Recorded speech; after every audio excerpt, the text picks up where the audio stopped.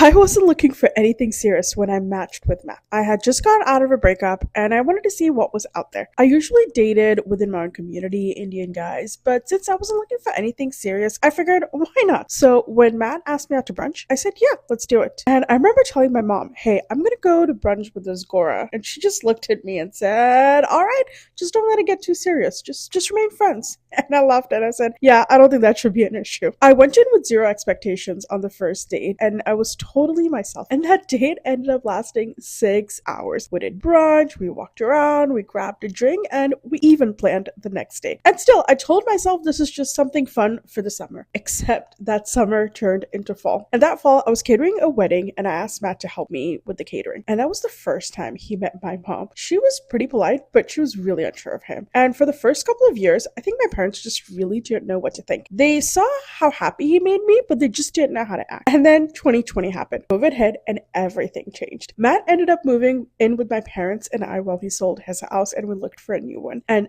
that's when the real bonding started. My parents started to see him totally different, not as someone from a different background, but as part of the family. And I remember asking my dad years later, what made you say yes to Matt? And he said, any guy who can take care of his cat, Missy, so well, I know he'll take care of my daughter. And it sounds crazy, but that's exactly what happened. My parents have always been anti-pet. And when I asked my parents if Matt could bring his cat, Missy, to come stay with us, they reluctantly agreed. And Missy, he won them over. Over that year and a half, my parents fell in love with Missy and with Matt. And the rest is history. So this is your sign to say yes.